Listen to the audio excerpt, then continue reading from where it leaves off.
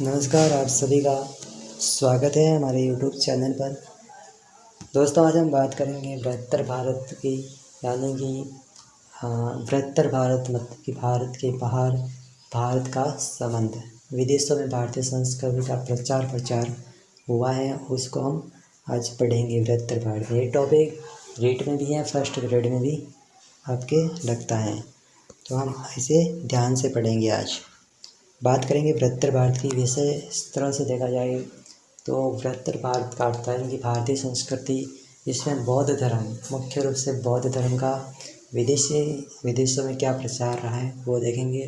और भारत के कुछ हिंदू राजा जिन्होंने विदेशों में जाकर अपना राज्य स्थापित किया है, उनको हम देखेंगे। तो बृहत्तर भारत पहले देखेंगे। मध्य एशिया की बात करेंगे। मध्य एशिया में एक स्थान होता है कोच्चि। शासक यहाँ पे था, वो था स्वर्णपुष्प या हरिपुष्प। कौन था? स्वर्णपुष्प या हरिपुष्प। मध्य एशिया में भारतीय संस्कृति का उत्तरी बिंदु था। बहुत बार पूछा जाता है कि मध्य एशिया में भारतीय संस्कृति का उत्तरी बिंदु कौन सा है, दक्षिण बिंदु कौन सा है। दक्षिण बिंदु जो है आएगा अभी, यह कोच्चि जो है वो उत्तरी बिंदु है। ठीक है। गांधार व अफगान के पास का क्षेत्र है। खोतान के कुछ परिवार यहाँ आए थे। ठीक है, खोतान से यहाँ कुछ परिवार आए थे। खोतान जो है दक्षिणी केंद्र था। ठीक है, खोतान से कुछ परिवार यहाँ कोच्चि में आए थे। कुमार नारायण ने बौद्ध धर्म का प्रचार किया था। प्रश्न बन सकता है, कोच्चि में किसने बौद्ध धर्म का प्रचार किया था? तो कुमार नारायण ने जो है कोच्चि में जो है बौद्ध धर्म का प्रचार किया था। कुमार नारायण ने जीवा से विवाह किया था और इनकी संतान जो हुए थे उनका नाम था कुमार जीव। जीवा वहाँ की स्थानीय राजकुमारी थी, उससे जो है कुमार नारायण ने विवाह किया था। कुमार नारायण ने कोच्चि में जाके बौद्ध धर्म का प्रचार किया और वहीं पे बचा, और वहीं पे वहाँ की स्थानीय जो राजकुमारी थी, कन्या थी वहाँ जीवा, उस जीवा से विवाह किया। दोनों से पुत्र उत्पन्न हुआ जिसका नाम रखा कुमार जीवा। कुमार जीव ने महायान शाखा का कोच्चि व सीन में प्रचार किया। कुमार जीव ने क्या किया? महायान शाखा का, बौद्ध धर्म की महायान शाखा है उसका जो है कोच्चि में प्रचार तो किया ही किया, साथ में उसने सीन जाकर भी वहाँ पे प्रचार किया। अब हम बात करते हैं कि खोतान की। मध्य एशिया में भारतीय संस्कृति का दक्षिणी केंद्र, उत्तरी केंद्र कोच्चि हो गया, दक्षिणी केंद्र खोतान हो गया। उन्हें कंग्यूर तंग्यूर तारानाथ उन्होंने किया है इसका खोतान का उल्लेख। कंग्यूर तंग्यूर ये ग्रंथ है तारानाथ का। फोको की ये फाहियान का ग्रंथ है। इन दोनों मिलता है। कंग्यूर तंग्यूर के लेखक राबा तारानाथ के अनुसार यह मौर्य वंश का शासक था। किस वंश का था? मौर्य वंश का। ये किसने बताया? तारानाथ ने बताया। आगे हम बात करते हैं अशोक के पुत्र कुणाल और कुणाल का पौत्र था विजय संभव। कौन था? विजय संभव, जो यहाँ पे सबसे प्रतापी जो है शासक बना था। तो खोतान में सबसे प्रतापी शासक कौन था? विजय संभव था। और विजय संभव कौन था? अशोक का जो पुत्र था कुणाल का पौत्र था विजय संभव। आगे हम बात करेंगे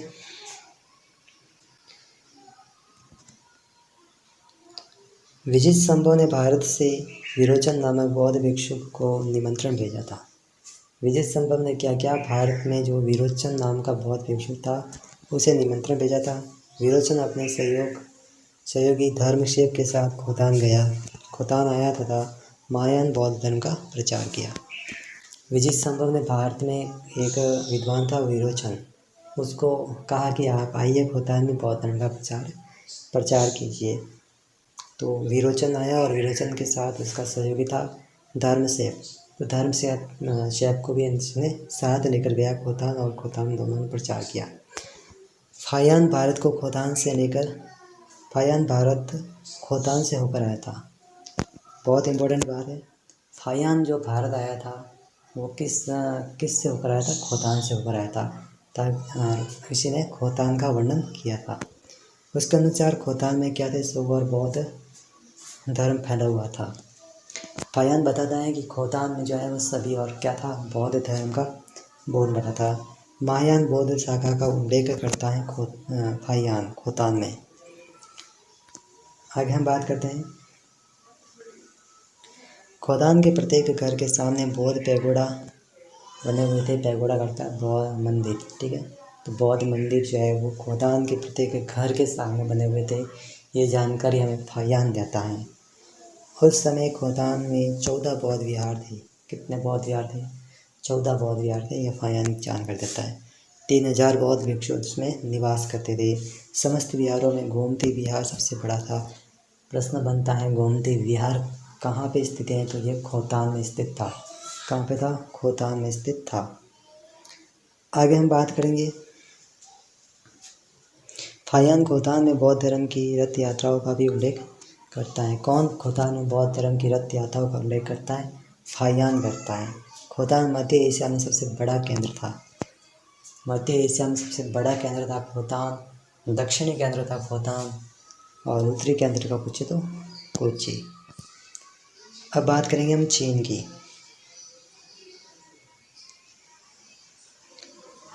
चीन के व्यापारिक संबंधों का सर्वप्रथम उल्लेख कौटिल्य ने अर्थशास्त्र में किया, जो चिन्नीपट रेशम होता है उसके बारे में। 65 ईस्वी में चीन का शासक था मेघती। कौन था? मेघती, जिसे स्वप्न में एक दिव्य पुरुष के दर्शन हुए। इसके मंत्रियों ने दिव्य पुरुष को भारत के गौतम बुद्ध को बताया। 65 ईसा पूर्व में क्या हुआ कि चीन में एक शासक हुआ मेघती, और मेघती को रात में एक स्वप्न आया जिसमें उसने दिव्य पुरुष को देखा। और जैसे ही उसने दिव्य पुरुष को देखा और उसने अपने मंत्रियों को बताया कि मुझे ऐसे दिव्य पुरुष का ज्ञान हुआ है, तो उनको कहा गया कि ये भारत के जो गौतम बुद्ध हैं। तो मेघती ने क्या किया, एक दूत को भगवान बुद्ध की जानकारी के लिए भारत भेजा कि अगर हाँ भगवान बुद्ध हैं तो अगर कोई वहाँ पे जाओ और उसके बारे में जानकारी लेके आओ, ये मेघती ने कहा। तो एक दूत को भेजा और दूत का नाम है मंडन। क्या है? मंडन। तो मंडन को भेजा भारत में जानकारी लेने के लिए बौद्ध धर्म की। जो दूत हैं मंडन है, वो वापस जाते हुए यह दूत मंडन अपने साथ नालंदा के 2 बौद्ध विद्वान धर्मरत्न और मातंग कश्यप को सीन ले गया। धर्मरत्न और मातंग कश्यप को सीन ले गया मंडन। दोनों श्वेत अश्व पे गए थे, दोनों सफ़ेद घोड़े पे गए थे। ये भी बात इंपॉर्टेंट है, आपको याद रखनी है। मेघती ने इनके लिए श्वेतांबर विहार बनाया। कहाँ पे हैं? चीन में। तो इम्पोर्टेंट बात थी, श्वेतांबर विहार किन के लिए बनाया गया था? धर्मरत्न और मातंग कश्यप के लिए। किसने बनाया था? मेघती ने बनाया था। आगे बात करते हैं। 4वीं शताब्दी में लियांग बुत्ती जो तांग वंश का शासक आता है, बौद्ध धर्म को चीन का राष्ट्रीय धर्म घोषित कर देता है। कौन बौद्ध धर्म का चीन का राष्ट्रीय धर्म घोषित कर देता है? तो तांग वंश का शासक लियांग बुत्ती, ठीक है, 4वीं शताब्दी में। बौद्ध धर्म का स्वर्णकाल चीन में जो है वो तांग वंश का शासनकाल कहा जाता है, ठीक है। आगे हम बात करेंगे तिब्बत की। महाभारत व रामायण में इसे त्रिविष्टुप प्रदेश कहा गया, ठीक है, और इसे स्वर्ण का प्रदेश भी कहा जाता है। क्या कहा जाता है? स्वर्ण का प्रदेश भी कहा जाता है। 7वीं शताब्दी तक तिब्बत का इतिहास अंधकारमय था, परंतु 7वीं शती में सोनगम्पो नामक शासक ने तिब्बत पर अधिकार किया। किसने किया था? सोनगम्पो ने 2 विवाह किए थे, एक नेपाल की राजकुमारी के साथ, एक चीन की राजकुमारी के साथ किया था। दोनों ने क्या किया? दोनों ने अपने साथ बुद्ध की क्या ली? प्रतिमा ली, ठीक है। और इसी से जो है वो सोनगम्पो प्रभावित हो गया और अपने मंत्री को जो है थोरमी सम्प्रोटी को बौद्ध धर्म की जानकारी हेतु भारत भेजा, क्योंकि भारत उस समय बौद्ध धर्म का क्या था? एक प्रकार से हब था बौद्ध धर्म का, यानी सबसे ज़्यादा बौद्ध धर्म भारत में था उस समय। तो भारत भेजा। जो थोरमी सम्प्रोटी हैं वो तिब्बत वापस जाते समय 2 बौद्ध विद्वान भारत से ले गया, ठीक है। कौन कौन? एक तो नालंदा से ले गया था शांतरक्षित, नालंदा से शांतरक्षित, और विक्रमशिला से ले गया था पद्मसंभव, ठीक है। अपने साथ ले गया, दोनों को शांत रक्षित एवं पद्मसंभ दोनों को साथ ले गया। इस समय तिब्बत में बौद्ध धर्म का प्रभाव था। बौद्ध धर्म का प्रभाव था। बौद्ध धर्म से अलग था, ठीक है। बौद्ध धर्म का प्रभाव था जो जादू और टोना टोटकों में थे, ठीक है। शांत रक्षित व पद्म संभव ने बौद्ध धर्म को क्या किया, पराजित किया, जिससे प्रभावित होकर श्वानगम्पो ने इसके लिए सम्यस विहार, इम्पोर्टेंट है, कहाँ पे था, तिब्बत में था, का निर्माण करवाया। किसने करवाया था, श्वानगम्पो ने। किसके लिए करवाया था, शांत रक्षित एवं पद्म संभव के लिए, ठीक है। यह वज्रयान शाखा से थे। वज्रयान शाखा भी जो है जादू टोना में था। पद्म संभव की बात करें तो पद्म संभव को दूसरा बुद्ध कहा जाता है, बहुत इंपॉर्टेंट है। पद्म संभव को दूसरा बुद्ध कहा जाता है। आगे हम बात करते हैं, थॉमी सम्प्रोटी ने तिब्बती व्याकरण की रचना की। तिब्बती व्याकरण की रचना की थॉमी सम्प्रोटी ने। उन्हें तिब्बती वर्णमाला का जनक कहा जाता है। 11वीं शताब्दी में सुनबुन के नियंत्रण पर अनिश दीपांकर श्री ज्ञान बौद्ध तिब्बत गए, उनके लिए शाक्य विहार की स्थापना की। तो 11वीं शताब्दी में सुनबुन के निमंत्रण पर अनिश दीपांकर श्री ज्ञान ये जो है वो तिब्बत गए, उनके लिए शाक्य विहार की स्थापना की गई थी। आगे हम बात करेंगे भारत चीन, इसमें प्रचार, इसमें देखिए आधुनिक नाम है म्यांमार, ब्रह्मा भी कह सकते हैं, प्राचीन नाम थाईलैंड, इसका प्राचीन नाम था सियाम।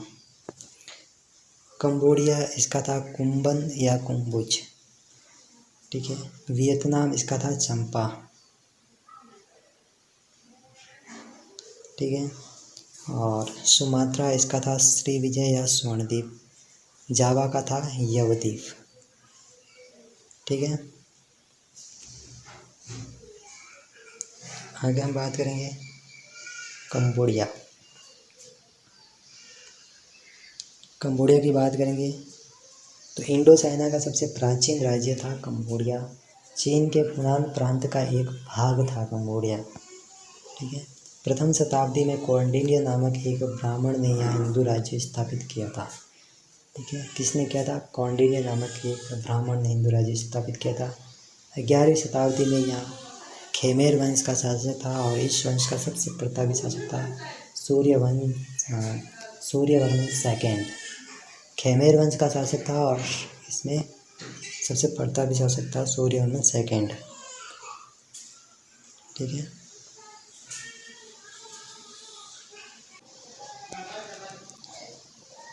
सूर्यवर्मन सेकेंड सबसे प्रतापी शासक था खेमेर वंश का। सूर्यवर्मन सेकेंड जो थे उन्होंने अंकोर वाट, बहुत इम्पोर्टेंट है, अंकोर वाट या अंगोर वाट दोनों नाम आपको मिल सकते हैं, विष्णु मंदिर का निर्माण करवाया था। ये प्रश्न बहुत बार आ चुका है, ठीक है। अंकोरथोम नामक नगर का निर्माण भी जो है वो सूर्यवर्मन सेकेंड ने करवाया था। अब हम बात करेंगे अंकोर वाट के विष्णु मंदिर के बारे में, कुछ तथ्य हैं। ये एक प्रकार से विष्णु को समर्पित मंदिर है, ठीक है। अंकोर वाट एशिया का विष्णु समर्पित सबसे विशाल मंदिर है, ठीक है। भारत पूरा एशिया का, ठीक है ना। द्रविड़ पंचायन शैली में जो है निर्मित है। द्रविड़ शैली का सर्वोत्कृष्ट नमूना है। मेकांग नदी पर स्थित है। किसमें बनता है, अंकोर वाट मंदिर का। ये तो कंबोडिया में है, सबको पता हो जाएगा, लेकिन नदी पूछ लेना तो 50% वो नहीं आएगा। तो ये मेकांग नदी पर जो है वो बना हुआ है, पत्थर से निर्मित है, सबसे बड़ी बात है, पत्थर से निर्मित है। मंदिर के चारों ओर 750 फीट चौड़ी खाई है। जो ये अंकोर वाट का मंदिर है, इसके चारों ओर 650 फीट जो है चौड़ी खाई है, और वहाँ पे जो ये मेकांग नदी है ना, इसका पानी भरा जाता है, सबसे बड़ी बात है। आगे बात करते हैं, महाभारत रामायण का चित्रण भी किया गया है। सबसे बड़ी बात है रामायण व महाभारत का भी इसमें चित्रण किया गया है। और सबसे बड़ी बात यूनेस्को की विश्व विरासत सूची में ये मंदिर जो है वो शामिल है। यूनेस्को द्वारा विश्व विरासत सूची में इसको शामिल किया गया है। वियतनाम, दूसरी शताब्दी में भद्रवर्मन द्वारा यहाँ पे राज्य स्थापित किया गया है, हिंदू राज्य, ठीक है। और माइसोन व पोनगर ने भव्य शिव मंदिर का निर्माण करवाया था। तो माइसोन या पोनगर का शिव मंदिर कहाँ है, तो वियतनाम में है। और यह वियतनाम में हिंदू राज्य को इसने स्थापित किया था भद्रवर्मन ने। आगे बात करेंगे म्यांमार की। 6वीं शताब्दी, म्यांमार की बात करेंगे। 6वीं शताब्दी में शाक्य वंश का राजा अधिराज ने जो है यहाँ पे भारतीय राज्य स्थापित किया। 7वीं शताब्दी में द्वारावती ने हिंदू राज्य स्थापित किया। 9वीं शताब्दी में अनिरुद्ध ने भारतीय राजकुमारियों महामाया, महादेवी, रंग देवी से विवाह किया था इसने।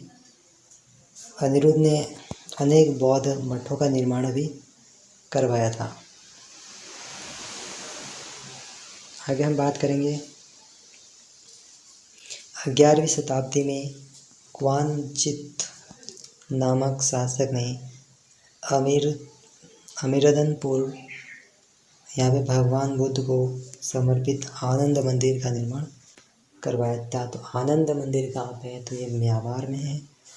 और किसने करवाया था, क्वानचित नाम का जो शासक था उसने करवाया था।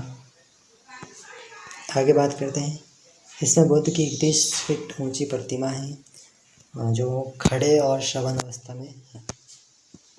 जो मात्रा की बात करेंगे हम, 4वीं शताब्दी में श्री विजय वंश का यहाँ पे शासन स्थापित हुआ। इत्सिंग जो भारत आया था के अनुसार जैनांग ने यहाँ बौद्ध धर्म का प्रचार किया था।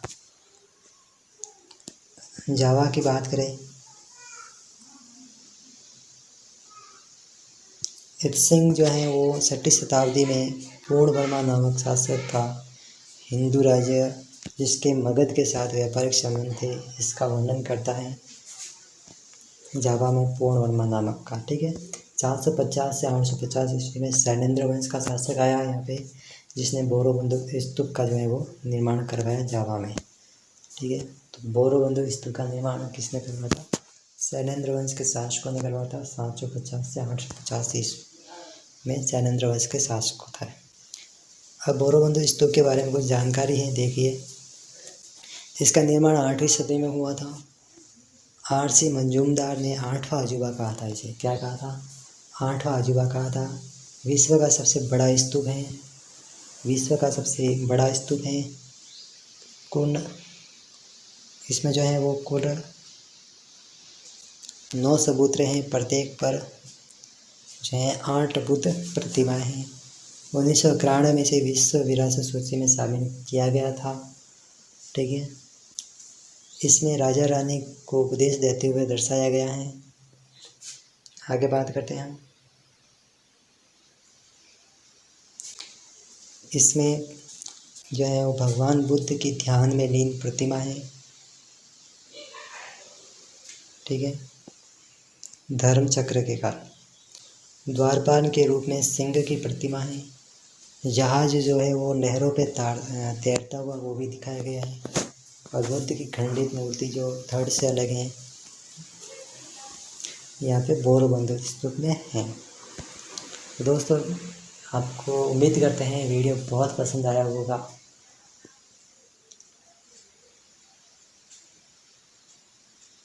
अगर वीडियो पसंद आया तो दोस्तों चैनल को लाइक कीजिए, शेयर कीजिए और सब्सक्राइब कीजिए। मिलते हैं किसी और वीडियो में। धन्यवाद।